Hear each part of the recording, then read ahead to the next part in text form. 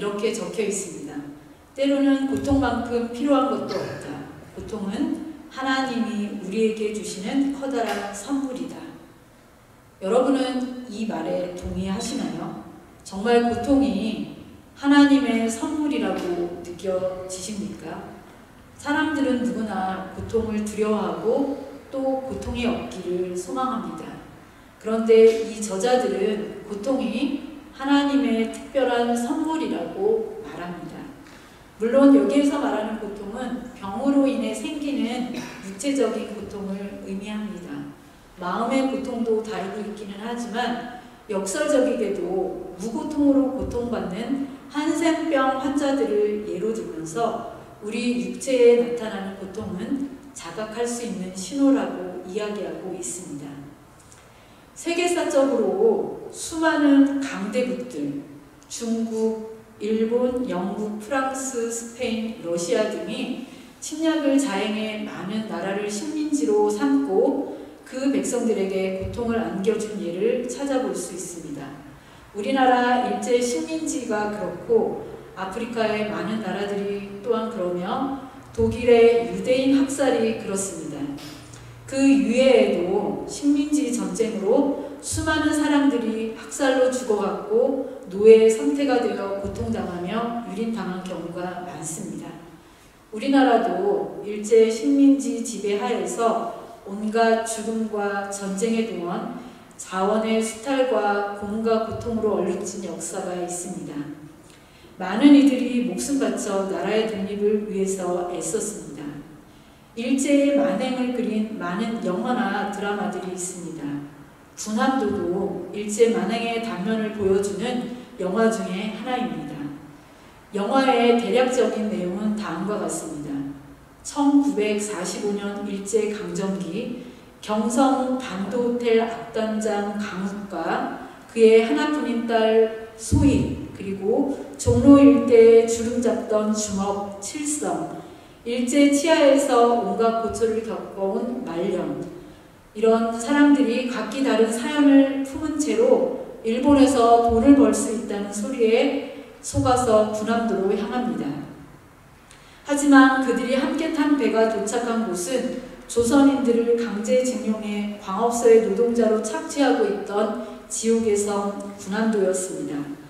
영문도 모른 채 끌려온 조선인들이 해저 1000m가 넘는 깊이의 막장 속에서 매일 가스 폭발의 위험을 감수하면서 노역해야 하는 군함도.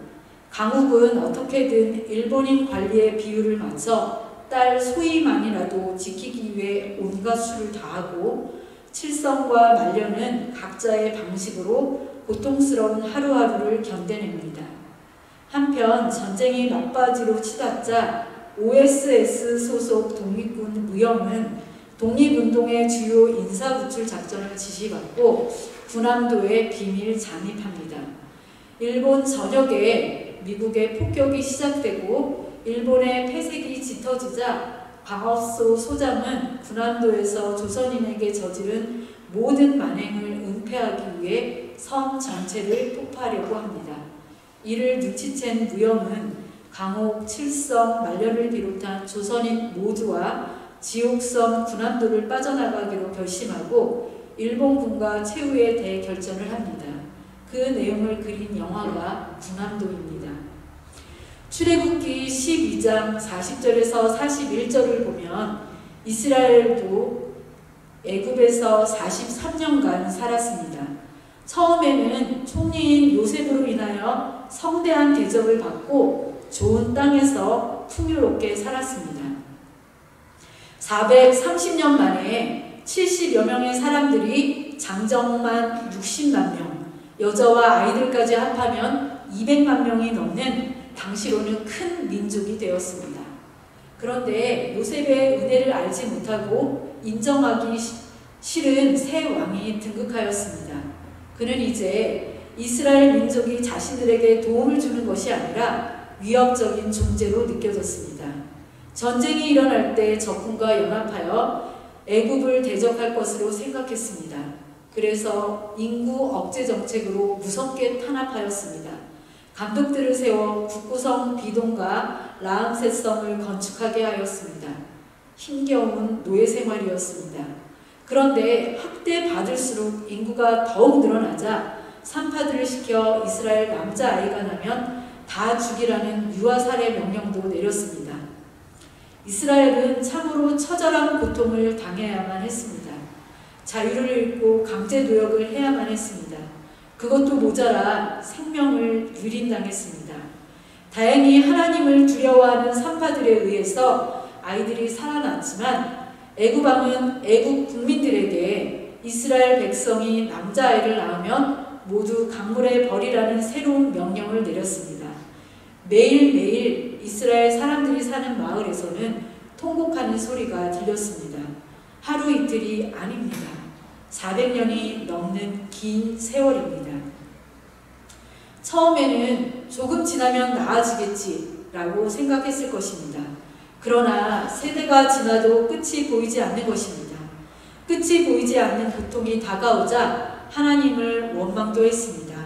그들은 더 이상 고통을 스스로의 힘으로 버틸 수 없었습니다.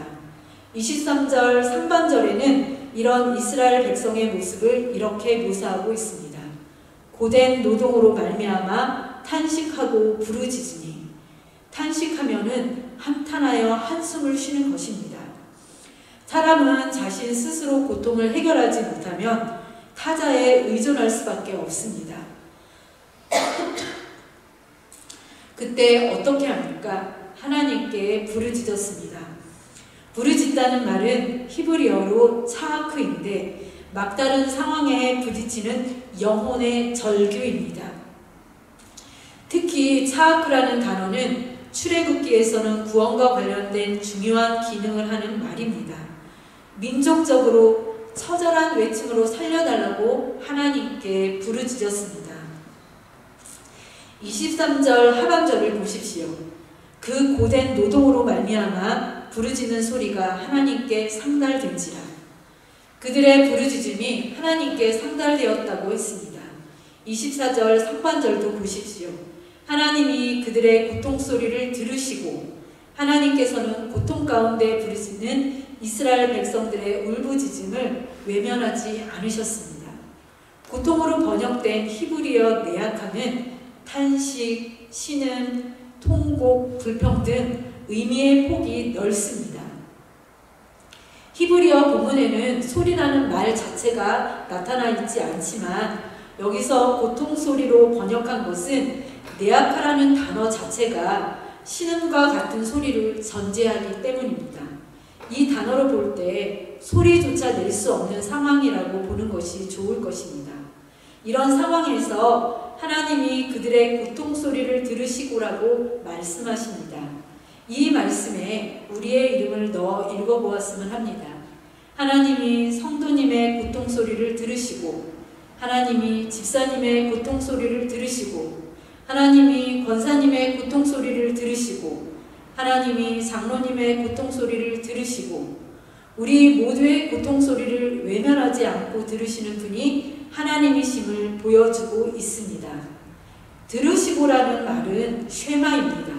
주의 깊게 경청하다라는 뜻을 가지고 있습니다. 하나님께서 하나님의 백성들의 신음소리를 주의 깊게 듣고 계신다는 말입니다. 그런데 히브리어 문법으로 볼 때 쉐마는 미완료입니다. 히브리어 문법에서 미완료는 아직 끝나지 않은 상태이거나 혹은 계속해서 반복적으로 이루어질 때 쓰입니다. 그래서 다시 이 말을 정리해보면 하나님은 이스라엘 백성의 기도를 들으시는 것을 끝내지 않으시고 계속해서 듣고 있다는 말입니다. 우리 하나님은 우리를 계속해서 쉬지 않고 돌보고 계십니다. 시편 121편 4절에서 5절에 그것을 확인하고 있습니다. 이스라엘을 지키시는 이는 졸지도 아니하시고 주무시지도 아니하시리로다. 여호와는 너를 지키시는 이시라. 여호와께서 내 오른쪽에서 내 그늘이 되시나니 낮에 해가 너를 상하지 않게 하며 밤의 달도 너를 해치지 아니하리로다. 여기서 우리가 기억해야 할 것은 복은 요청 없이도 오지만 구원은 요청을 전제한다는 사실입니다. 사람이 살다 보면 갖가지 고통이 찾아옵니다. 우리는 때로 물질적 궁핍으로 고통을 당합니다. 육체적 질병으로 고통을 당하기도 합니다. 또한 지적 무지로 고통을 당하기도 하고 부모, 형제 등 사랑하는 사람의 죽음으로 고통을 당하기도 합니다. 사업의 실패, 각종 시험의 실패, 원치 않은 결혼과 이혼, 가정 파괴, 실직, 불의의 사고 등 다양한 원인으로 인하여 육체적 고통과 정신적 고통을 당합니다. 이때 우리가 어떻게 해야 합니까? 출애굽기는 그 답을 이렇게 말합니다. 하나님께 부르짖어라. 바로 우리 하나님께 부르짖어야 합니다. 하나님께서 말씀하십니다. 이사야 55장 5절 말씀입니다. 너희는 여호와를 만날 만한 때에 찾으라. 가까이 계실 때에 그를 부르라.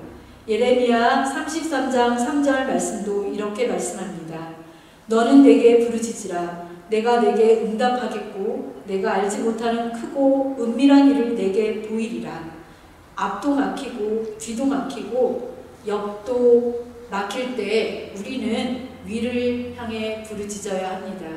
우리의 하나님이 들으시고 응답해 주시기 때문입니다. 최근 김동훈 목사님께서 페이스북에 글을 하나 올리셨는데 공감돼서 그 글 중 일부만 여러분과 함께 나누고자 합니다. 살다 보면 사방이 막히는 경우가 있다. 앞을 봐도 뒤를 봐도 옆으로 봐도 길이 없는 때가 있다. 전후 좌우가 다 막혀도 하늘은 늘 뚫려 있다. 하늘은 막히는 법이 없다. 사방이 막히면 하늘을 보면 된다. 하늘을 보면 살 수 있다. 그러니 살다가 가끔 사방이 막히는 것 꼭 나쁜 것만은 아니다. 좀 힘든 것 뿐이다. 우리가 많이 부르는 주만 바라볼지라의 가사가 오늘 내용과 딱 맞아 떨어집니다. 하나님 사랑의 눈으로 너를 아무 때나 바라보시고 하나님 인자한 귀로써 언제나 너에게 귀 기울이시니 어두움에 밝은 빛을 비춰주시고 너의 작은 신음에도 응답하시니 너는 어느 곳에 있든지 주를 향하고 주만 바라볼지라. 우리를 돌보시는 하나님은 과거에 세운 언약도 잊지 않고 있습니다. 출애굽기 22장 24절 하반절에 보면 하나님이 아브라함과 이삭과 야곱에게 세운 그의 언약을 기억하사라고 말씀합니다. 그 언약은 어떤 언약입니까? 아브라함과 이삭과 야곱에게 세운 언약입니다. 사람들은 쉽게 잊지만 우리 하나님은 430년 전의 언약을 잊지 않으셨습니다. 사람들은 다른 사람에 대하여 좋은 것을 기억하기보다는 나쁜 것만 기억하는 경향이 있지만 우리 하나님은 우리 죄는 기억하지 않으시고 우리에게 복 주시기 위한 약속을 끝까지 기억하시고 또 부르짖을 때 성취해 주십니다. 하나님은 이미 아브라함에게 약속하였습니다. 창세기 15장 13절에서 14절 말씀입니다. 여호와께서 아브라함에게 이르시되 너는 반드시 알라. 내 자손이 이방에서 객이 되어 그들을 섬기겠고 그들은 400년 동안 내 자손을 괴롭히리니 그들이 섬기는 나라를 내가 징벌할지며 그 후에 내 자손이 큰 재물을 이끌고 나오리라. 이스라엘 자손이 애굽에 거주한 기간은 430년입니다. 그러나 이스라엘 백성이 애굽에게 괴롭힘을 당한 건 400년이라고 창세기가 이야기하고 있습니다. 하나님은 이미 이스라엘 백성에게 해방을 약속해 주었습니다. 하나님은 신실하시기 때문에 약속한 것은 반드시 지키십니다. 우리 하나님이 약속한 것을 우리가 붙들고 기도하면 그대로 이루어집니다. 지금 비록 고통스럽고 일이 잘 풀리지 않아도 말씀을 붙들고 기도하는 것입니다. 지금 주어진 것이 없고 또 인간적으로 볼 때 불가능한 것 같지만 마태복음 7장 7절에서 8절 말씀을 의지하여 기도합니다. 구하라 그리하면 너희에게 주실 것이요 찾으라 그리하면 찾아낼 것이요 문을 두드리라 그리하면 너희에게 열릴 것이니 구하는 이마다 받을 것이요 찾는 이는 찾아낼 것이요 두드리는 이에게는 열릴 것이니라. 그러면 그 약속을 우리 하나님께서 이루어 주신다는 말씀입니다. 하나님이 기억하셨다라는 표현은 단순하지만 그 기억은 사건을 일으키는 기억입니다. 역사의 희망은 기억하시는 하나님께 있음을 보여주고 있습니다. 이스라엘 백성의 고통을 들으시고 그 언약을 기억하시고 어떻게 하셨습니까? 25절을 함께 보겠습니다. 하나님이 이스라엘 자손을 돌보셨고 하나님이 그들을 기억하셨더라. 이스라엘 자손을 돌보시고 기억하셨습니다. 이제 하나님은 이스라엘 백성이 당하는 고통을 알고 돌아보시고 자비를 베풀기로 작정하셨다는 말입니다. 400년 동안 백성들의 고통과 아픔을 외면하고 침묵하시는 것처럼 보이셨지만 다 아시고 하나님의 때가 되니까 그들을 돌봐주시기 위해 일하시고 계신다는 것입니다. 어떻게 보살피십니까? 바로 3장으로 이어집니다. 그들을 해방시킬 모세를 80년 동안 준비시킵니다. 그리고 그 모세를 통하여 구체적으로 하나님이 그들의 하나님이신 것을 알려주시며 그들을 해방시켜 주십니다. 하나님은 고통을 당하면, 사람들은 고통을 당하면 왜라는 질문을 던집니다. 왜 나만 이런 고난을 겪냐고, 왜 내가 무슨 죄를 지었기에 이런 고통을 당하느냐고 질문을 합니다. 그러나 고통은 반드시 무슨 잘못 때문에 생기는 것은 아닙니다. 성장통처럼 누구나 거쳐야 하는 필수적인 고통이 있습니다. 고통을 통해 성장하고 성숙하는 유익하고 유용한 고통도 있습니다. 스데반의 순교처럼 주님을 위해 자원하는 목숨을 내놓는 고통도 있습니다. 히스기야처럼 해야 할 일은 많은데 불치의 병으로 죽음의 고통을 당할 수도 있습니다. 요한복음 9장에 예수님께서 제자들과 함께 길을 가고 있었는데 날 때부터 시각장애인인 사람을 보고 제자들이 예수님께 물어봅니다. 선생님, 이 사람이 소경된 것은 네 죄로 인함입니까? 자기 죄입니까? 부모의 죄입니까? 그들의 고통을 죄 때문이라고 제자들은 생각했습니다. 그때 예수님은 무엇이라고 말씀하십니까? 요한복음 9장 3절 말씀입니다. 예수께서 대답하시되 이 사람이 그 부모의 죄로 인한 것이 아니라 그에게서 하나님이 하시는 일을 나타내고자 하심이라. 하나님의 영광을 드러내기 위한 고통도 있습니다. 하나님의 살아계심을 드러내고 그들에게 하나님을 확고하게 믿고 천국의 소망을 가지게 하기 위해서 주시는 고통도 있습니다. 우리가 어떤 고통의 현장에 있다 하여도 우리 하나님이 친히 우리의 고통을 아시고 우리와 함께 하시며 우리를 보살펴 주십니다. 그 고통의 현장에서 우리 하나님이 기도를 통하여 우리 하나님이시라는 사실을 드러내십니다. 예수님은 우리의 고통을 함께 지시기 위해 이 땅에 오셨습니다. 고통당하는 사람들과 함께 있으시면서 얼마나 세심하게 돌봐주셨습니까?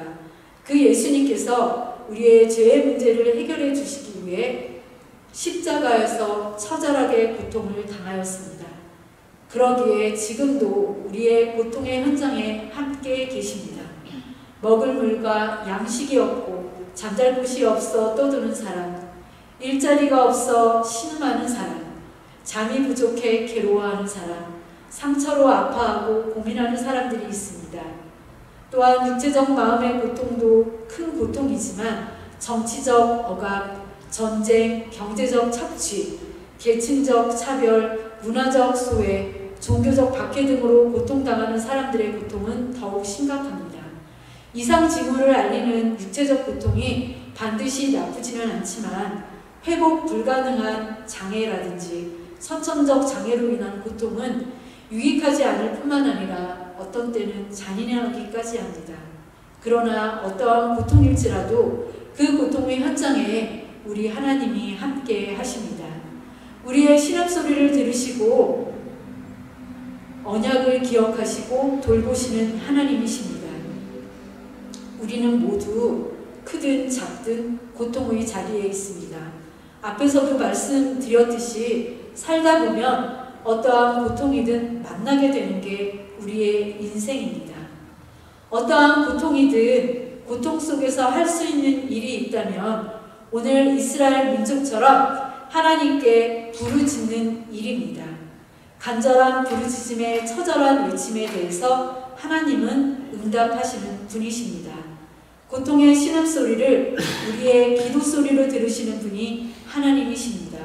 성경 곳곳에는 고통에 신음하는 백성을 외면치 않으시고 그들에게 응답하시며 그 고통을 능히 이기도록 하시는 분이 하나님이심을 보여줍니다. 사랑하는 성도 여러분, 서두에 이야기한 세계 제목처럼 고통은 하나님의 선물입니까? 제가 목사님께 물었습니다. 고통이 선물입니까? 그렇다고 합니다. 저도 마찬가지입니다. 고통은 선물입니다. 하나님께 제 부르짖음을 기도로 드리기 위한 선물입니다. 광야가 힘들듯이 고통 가운데 있는 것도 힘듭니다. 고통 자체를 겪는 분도 힘들고 고통을 겪는 가족이나 다른 이들을 지켜보는 것도 힘듭니다. 이럴 때 우리가 해야 할 일 부르짖음입니다. 함께 하나님께 간절한 부르짖음으로 고통도 선물로 받는 우리 모두가 되시기를 소망합니다. 기도하시겠습니다.